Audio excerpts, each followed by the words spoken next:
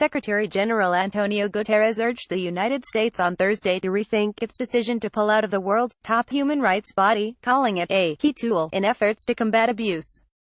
Washington's envoy to the United Nations announced the U.S. withdrawal from the 47-nation UN Human Rights Council on Tuesday.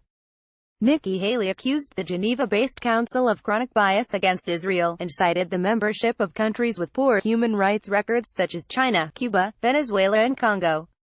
Speaking to reporters during a visit to Moscow, Guterres said he would much prefer for the United States to remain in the Human Rights Council. He added, "I do believe that the human rights architecture is a key tool at the present moment in order to promote and to protect human rights around the world." Russian Foreign Minister Sergei Lavrov expressed a similar view. "We hope that this decision is not final and that the U.S. will re-establish its commitment to the United Nations," he said. Meanwhile, several human rights groups expressed dismay over a letter sent to them by Haley that blamed them in part for Washington's withdrawal from the Council.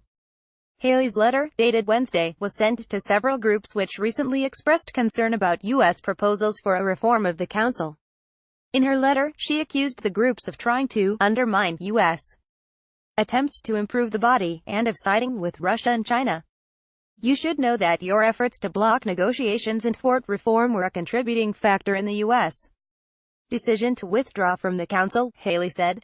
Antoine Madeleine of the Paris-based International Federation for Human Rights told the Associated Press, "You're either with us or against us. That is the sense of the letter." Andrew Copson, head of the International Humanist and Ethical Union, described Haley's letter as a bizarre rant. The letter betrays a deep and profound ignorance of the work of the IHEU and humanists around the world. "To suggest that we would support the autocratic regimes of China and Russia," said Copson, whose London-based group campaigns on behalf of non-believers facing discrimination around the world. The head of Human Rights Watch, Kenneth Roth, urged the U.S. government to reflect on its own actions.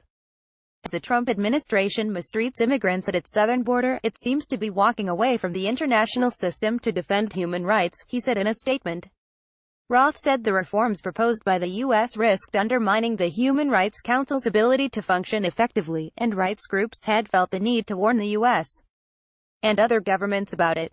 The Trump administration responded by theatrically leaving the Human Rights Council, he said, adding that his group would voice the same criticism of the U.S. proposals today. "It reflects the reality that the Trump administration would rather not face." Jordan's contributed from Berlin.